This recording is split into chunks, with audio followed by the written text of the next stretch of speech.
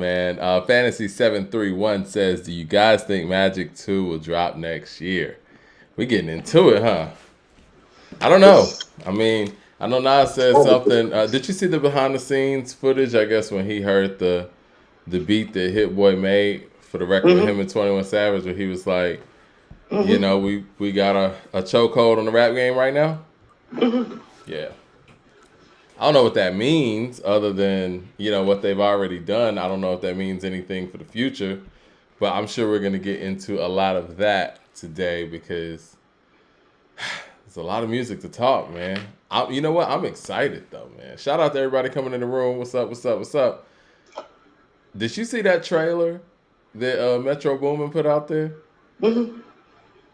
Look, I'm excited for this album. That shit was hard. I watched that shit like 3 times. He need to do some shit, Mike, because Hit Boy out here stunting on everybody. See, look, you're. I was thinking about this on the ride home. I was like, yo, I know Coop got Hit Boy. I still think Metro's the best producer of this era. We might have to Patreon this one up. He was the best producer of this era, Mike. He was until the last 2 years happened. That is the thing with hip hop, Mike.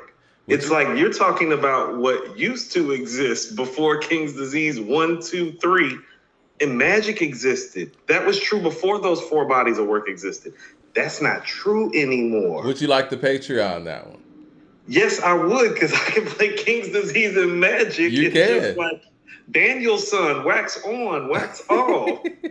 Jay I did Short. a station head the other day, Mike, where I just played 21 records from the King's Disease trilogy on top of just the 21 and Nas records. So I played 22 records altogether. I mean, Mike, you would have thought 7 or 8 different producers was on them 21, 22 tracks. It's You very really would have impressive. thought that. It's very impressive. Now, I will give you that. Jay Short with the Super Chat says, sorry I missed last week. Did you miss Cuban Link 2 and Pretty Girls Like Trap Music on your 2000s 10 list? Okay. Well, unfortunately, those weren't We missed able the to purple make tape it. too, and we acknowledge that. Now, this is what I will say. What we did miss is we missed Jesus Pieces. And We something missed has to Jesus go. Piece from 2010. Yeah, that's what I'm talking about. Like, for one that Bro, we missed, something's got to go. I concur. You see, but here's the problem, and I keep saying this. This is like, Features? so I'm going to tell you what I did. I actually just went to the year 2000. Mm-hmm. And this is what I mean. It's like we're probably just going to have to go 5 by the year, Mike. Okay. And here's why. Just in 2000, well, you got Supreme Like Water for Chocolate and Stankonia. Right there in 2000. Yeah. I mean, That's I, that's 3 of your 15 right there. Like maybe if it's not 3 of your 10, it's definitely 3 of your 15 right there. hit the like button, everybody. Yeah, Rigger Raw says hit the like button, hit the like, share, and if you're not subscribed to the channel, go ahead and subscribe. We're trying to get to that 20,000. Yeah, I agree with you. I mean, the 2000s, in my personal opinion, it was a pivotal moment. It's kind of like 2020 in a sense where it shifted gears from the 90s into that next era. I mean, and that was the time that we got 106 in Park. That's when 106 in Park launched. That's the change. That changes things. Radio changed in the year 2000. I mean, I'll give it to Luda and Nelly. They changed the way hip hop singles were being put out in that Well, era, here's and everybody kind of had to follow, with the exception of Eminem. He could still do what he was doing.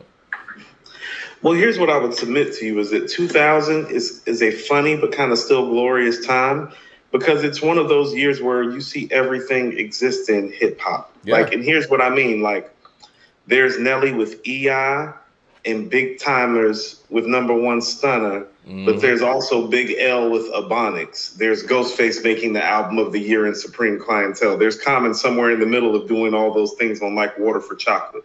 There's 3-6 with Sipping on Some Scissor. And you got the West There's Coast revived because of 2001 dropping. And right. I Well, mean, it was in 2001 late was 99, 99. but I think Quick's album Balance and Options. But no, it was Balance, in late 99, so all the singles were hitting in 2000. yeah, you're Like, right. so They it own dropped in like 2000. November of You're 99. right. Yeah. But as far as the stuff that was released in 2000, Yeah. Quick came out with Balance and Options in 2002, if memory serves. Right. And I feel like did Restless come out in 2000 also? Yes, Yeah. Restless is So it's like, 2000 yeah, as well. that door that 2001 opened for the West Coast, it was just flooded. Because I Mm. think it came out the same day that Corrupt dropped Streets of Mother, which was at the end of that year too, which carried over to 2000. But everybody was winning in 2000, is what I'm saying. It didn't matter if Yeah. you were from the South or the Midwest or the West or the East Coast. In 2000, the game had opened up and become a type of avenue for everybody to win. I think the 2000 is kind of like that year Michael Jordan played baseball, where everybody felt like, yo, I got a shot. And everybody was Well, seeing who was going to be that next thing. I think in 97, the game was in disarray because of Big. And in 98, DMX took it, to be perfectly honest. DMX and Jay. And in 2000, it was like the game was kind of up for grabs. I think much like when Mike left, the best player from the best team won the ring. Ghostface Supreme. You Well, know I what I'm was gonna saying? ask you, who would you say, and you're probably gonna say Ghost, but let's just say like from an overall standpoint, who is hip hop's MVP of 2000 in your opinion? I mean, a lot of people would say that's Common's MVP season because of like Water for Chocolate and because of what The Light did and what he is still doing as a lyricist on that album, like with The Sixth Sense, with Thelonious. You know, like he's a song for Asada. Like, no, he's still a premier lyricist. And now he's somebody that's making quality, what I would say, core hip hop records like The Sixth Sense, but the crossover hit record, a la You Got Me with The Light, you know? So he's somebody that probably from a commercial standpoint would be our MVP, but also the Marshall Mathers LP came out in 2000. So the consensus opinion is going to go towards Eminem. I Let's was say gonna you. mention that, and what I would say to that is, listen, the numbers are what they are. I've gone on this diatribe before on this show, but if you were actually around in 2000, you understand that hip hop outlets weren't playing the Marshall Mathers LP. The success from the Marshall Mathers LP came from CHR radio, which is contemporary hit radio, and MTV, TRL, like outlets that didn't particularly play hip hop records unless you had a massive crossover single, like a "Give It to Me" or "Big Pimpin'" or "Back That Ass Up" or "Country Grammar." Like you would have to have that kind of hip hop single to make it on TRL. The Well, I Light's was not actually, seeing TRL. Shay Shay Lagos is not seeing TRL. Honestly, Bonds of a well, Bad Dad, I don't feel like even saw TRL. It was more of the Miss Jacksons. well, in fairness to that sentiment, then we would have to focus our attention to Nelly. And here's why I would say Nelly, because well, Ja Rule's going like double, triple that year with Cry Together and Between Me and You and all of that. And so is Luda Yeah. with What's Your Fantasy and Southern Southern Hospitality, Hospitality. yep.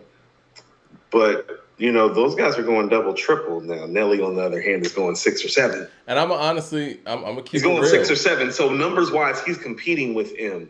And Yeah, we was and you playing. know I don't what? know about you. I was playing. I was personally playing the shit out of some EI and Ride with Me. Oh, definitely. And they were getting played on hip hop radio and hip hop outlets and crossover radio. One thing that Nelly said one time, and he should pat himself on the back because this is one of the few times ever we've seen this in hip hop. Might have been the only time.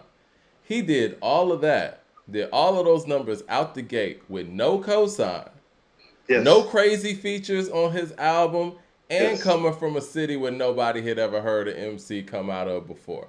I That's agree. crazy. The degree of difficulty Because is a if you 10. sit there and look at Marshall Mathers, you got Dre. You look at 50, he had M and Dre.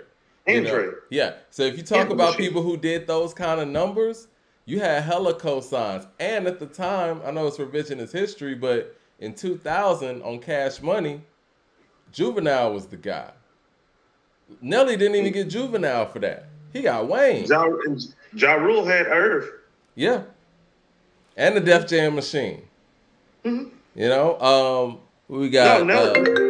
hold on one second. Let me put my joint on. Doing a show, people. I'm doing a show. Let me go ahead and put my phone on block. Airplane mode, rather. But Chiefman says, what's up with the podcast? No episode since 11/17. We'll upload those on. We're trying to get people to watch the YouTube channel real quick. You know what I'm saying? We'll make sure we get those on Apple. What did he Uh, say? Hold on. What did BC, he say? he said that none of the podcasts have been uploaded onto like the streaming platforms as of late. I think the last one that we did was the episode after King Disease 3 dropped. BCMD Dub with the super chat says, I've been riding for y'all on Twitter, bros. I appreciate that. We need that, man, because these Eminem stands have been killing me specifically. Awkward super chat says, "What about the Blue and Exile Below the Heavens in the 2000s?" I fought for it, man. Coop was like, nah. I fought for Below the Heavens. I It's did. not gonna make the cut. 36 Chambers says, "Where do y'all stand on the Ecstatic for the 2000s? Auditorium is a classic and the album is fantastic. I love that album. Priority is my joint. One of my favorite Most Def joints or Yasin Bey joints, but I don't know as a whole if that album's gonna make it." Classic? Did he say it was a classic? Blue Collar Hustle says, "Doesn't OutKast get MVP consideration in 2000 for Stankonia? Triple platinum, nominated for Album of the Year, singles everywhere." Stankonia is a very interesting dichotomy because again, it set off the new era. It's for a lot of people, it's their most heralded effort as a group. But for the core fans, it's their weakest effort. But it also has probably one of their best songs and their biggest songs on it. It's a very weird album. Yes, because Bombs Over Baghdad is definitely one of their best songs. I agree with that. Miss Jackson and So Fresh So Clean are two of their biggest songs, probably 1 and 2. I think Miss Jackson might be their biggest song. Yeah, hit wise, yes, I would agree. Yeah. And I would tell you, So Fresh So Clean's probably number 2, Mike. You think so? I don't think So Fresh So Clean's that high. I think that. What's higher? I think that. I think it might be higher than Rosa Parks is probably higher. Nah. Rosa Parks was a hit. Nah, it didn't get more play than So Fresh So Clean. Really? Rosa Parks gets a lot of play. I think. I would beg to differ. Damn, that's crazy when you think about it. And I'm not trying to play Cask, obviously, but a lot of their songs were just really big hits to me. Like I would say Elevators, but I think you may be right. So Fresh So I would Clean say Elevators would Elevators. be the one. I think Elevators was bigger than Rosa Parks in terms of the airplay too, because I heard Elevators all over the radio, and I was between Charlotte and Atlanta that summer, and I heard Elevators all the time. And remember, I'll never forget when they were doing the Def Comedy Jam show that summer in LA, and one of the comedians came out and had the audience singing the hook to Elevators, and they was in Cali, and that's when I knew OutKast was really about to blow. I was like, oh, Cali niggas singing Elevators? Like, oh. That's platinum. A great hook too, by the way. Platinum. Yeah, it's one of rap's best hooks. One of rap's best hooks. I'm with that. Dumb It Down says Below the Heavens is definitely top 10. I'm with that. I think it is too. I think it's the best hip hop album of 07, but most people would say Graduation. Below the Heavens is great. I'm gonna go listen to Below the Heavens one more time. Yeah, you gotta go back and listen to Below the Heavens. I think when you think about Mad Villainy and what it did for the underground circuit, Below the Heavens is that same thing, just kind of the West Coast version a few years later. Jay Short with the super chat says, "Mike, I was listening to Dark as Hell is Hot. DMX was a 5, but his production was just good. It was better than Flesh in My Flesh. Ready to Die production has classic sound and feel." Okay, and I saw that in the comment section too, and I think we can have one of these shows where we kind of just interacting with people and talking about previous stuff as well. But I'm with y'all. I'm okay with Ready to Die being over it, but see, I'm just saying it's not as easy as y'all think. You know what I mean? And I think that when we look at Ready to Die, we're skewed by the remixes, the bonuses, and we're not really looking at it as the album it is. It's really tough too, though. When you got songs like One More Chance out there, the remix, and Who Shot Ya out there that can be added on later, it kind of clouds your judgment. I think you're affected by all the great material surrounding Ready to Die, post Ready to Die. Exactly. And that's fair, but that's also kind of why Biggie Smalls is the illest. But And he clearly got better after oh Ready yeah, to he Die. clearly just keeps getting better as an Yeah. MC. What I would tell you is that if I was objectively rating these albums, without the bias of the field, um, and just that newness of watching Big become big, you know what I'm saying? Like I can remember Big's like Vibe article, like where he was just like wearing like some Carl Kanai jeans and like I this like remember that. cruddy like purple shirt with the Timbs. You remember that? I was Mm-hmm. like, he's really like on the block, like still. Um, Grimy in the early 90s. yeah, like objectively, I would put Ready to Die somewhere at like 12 all time on like my list. Objectively, I would probably have It's Dark and Hell is Hot like 17 or 18. So I would agree with you that it's not like there's some large gap, because I would tell you the gap between 12 and 18 is albums like Moment of Truth, Liquid Sword, Supreme Clientele. You feel what I'm saying? Yeah, I mean, the thing that So makes it's in that that conversation. Like so if you're saying It's Dark and Hell is Hot, is that caliber album? No, I totally agree with you, because I think it's one of the 20 best pieces of work hip hop has ever made in terms of quality of album, the MC, the impact, the actual songs, the hit records, the classic nature, the classic feel. No, it checks all the boxes for a top 20 album. It has everything. and the personal touch too, like the Well, that's part complicated of it. artist and individual that we know of as Earl Simmons. He gives you all of that in that album. Well, And that's you, part of it. You have to yeah, feel like the artist is bringing you into their world and for it to have that sort of impact, you it know? feels like Kanye on College Dropout in that sense, where you feel like you know the artist listening to that. Yeah. Yeah. Like when you're listening to It Takes a Nation of Millions, it's like, no, no, no. You feel like Chuck D might slap the shit out of you if you say something bad about Farrakhan. Like, that's real. Yeah, I mean, it's dark and hell is hot, and the versatility that he shows on there too. I mean, it just hit like an atom bomb, and it was one of those things where it was like the album. It did what Doggy Style did in a sense where these aren't supposed to be hit records. No, You okay. know what No, I'm saying? yeah, In an Get At Me era Dog. I where, love Get At Me Dog. yeah, That's like one of the best leadoff singles ever. I told you, like that, It Made You Look are my favorite first singles for artists to start off an album like ever, because it's like, oh, that's what you're dropping for your single. It's like, oh yeah, he didn't yeah, conform that's in rap any shit. kind of way, and when he did some sort of, when he did conform in some sort of way, you got a record like How's It Going Down, which showed versatility. It didn't feel like, yo, X is on some soft shit. No, he showed that, look, I can make this shit too. Like, you tell me somebody who can make a Get At Me Dog, Stop Being Greedy, a How's It Going Down, and a Rough Riders anthem. Biggie Smalls. I'm saying that's big shoes right there. And honestly, you Yeah. know what? And I'm just gonna be real. And obviously, X was a vet at this point. Biggie Smalls on Ready to Die, when it dropped, couldn't do that as seamlessly as he did on Life After Death. That's what makes See, Life see, After Death see, such a level up. but you're comparing it. But you're comparing it to Life After Death. What you have to Well, I'm remember. comparing it to the One More Chance remix. No, okay, no, that's not even fair, because what you, I think, are forgetting that in 1994, well, there wasn't another rapper other than Tupac that was capable of giving you something as hardcore as Gimme the Loot or Ready to Die, the song, and then And turning Big around Papa. and even giving you a Big Papa or a Juicy. I'll give you that. I'll give you that. So as far as the level that he was on, by the time X had reached that level, this is no disrespect to him, but other cats had stepped their game up and become more versatile. Jay and Nas specifically, But Mike. one thing I will give let me X finish. though. Let me finish. So what you're talking about, like you have to understand.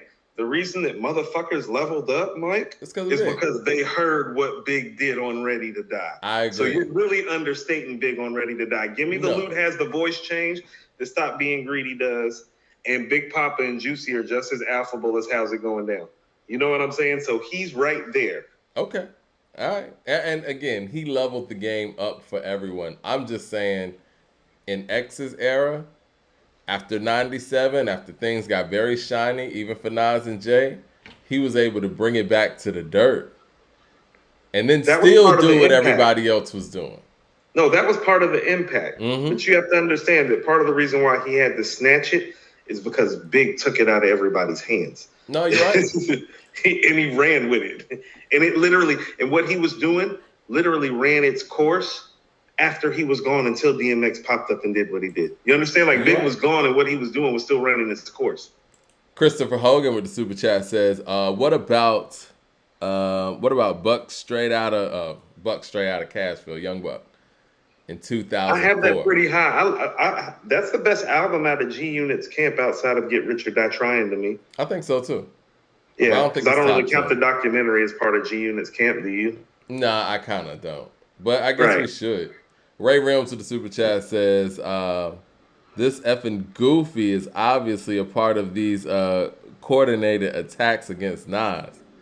Be careful of who sits on the couch and says 2 words in your studio. I think he's talking about, we got to talk about that too, the ghostwriting thing, because I know people want to talk about that. Kendall Outlaw says, the way you move was bigger than So Fresh, So Clean. Okay, technically, but that's kind of a big boy song. So Hey Ya, but we don't count that. That's not OutKast. That's kind of solo stuff. Yeah, Mad Max in the super chat says, Ready to Die ain't as dark and hell is hot. Rough Riders Anthem is better than any song on Ready to Die, so stop being greedy. Like Get Out of 94. 36 Chambers of the super chat says, Hey Y'all is the biggest song Cass ever released. That leaps barriers and is everywhere. Saw someone get married to the track being played. You know what? That's an Andre song. This is the thing.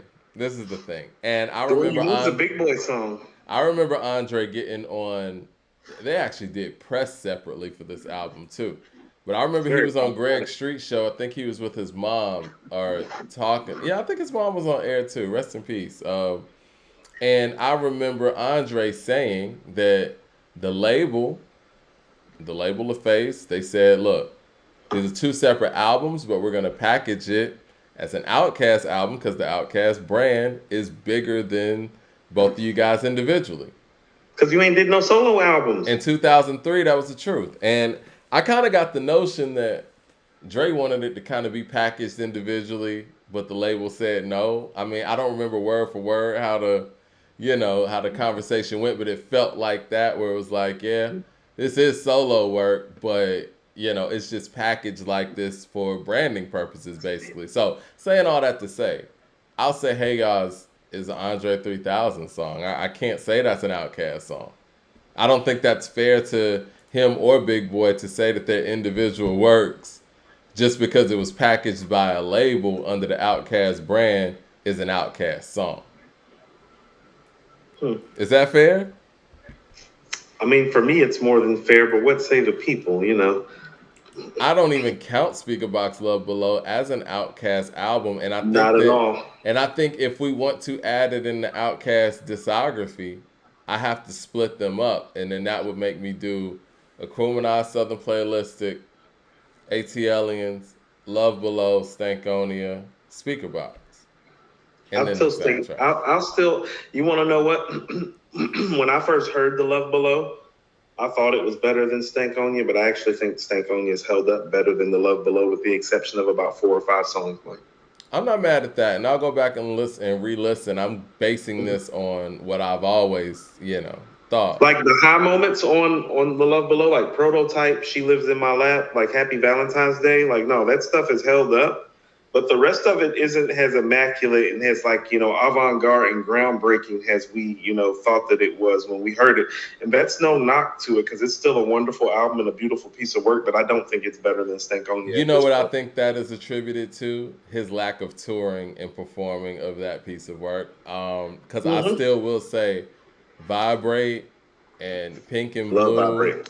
Yeah, and Take Off Your Cool. Pink and Blue is like dope in the speakers now. Yeah. You know what I'm saying? Like, it's dope to ride to. Yeah. But it's not like a better song than We Love These Hoes, though. It's not. You feel me? Take Off Your Cool. I just think the sequencing and, from Happy Valentine's Day to how, the Love Below just flows. I think it's a better album. Spread holds up well. I think it's a better album than Stankonia. From end to end, I do. I don't. Andrew Green with the super chat says, Spaghetti Junction. I love Spaghetti Junction. I mean, and I know it's difficult to really put them up against each other because one's more so of a rap album and the other one's just not. But, I'm talking about the way the musically. songs. I'm talking about the Yeah. quality of the songs, like the way the songs sound now. I'm not saying it's not even close. I'm saying it's like no, the songs on Stank On You are like better and have held up better. Even like the I'll Call Before I Come. Like I'll Call Before I Come sounds like something that could have came out in the last 3 or 4 years, Mike. I never liked that record. I mean, I've always liked that record. you got records like Roses on The Love Below. I mean, are there any songs that you skip on The Love Below? Yes. What? To be honest with you, I just play Happy Valentine's Day up to She Lives in My Lap, and then I get the Pink and Blue and Vibrate, and I'm usually cool after that, Mike. Yeah, we need to. I would love the Patreon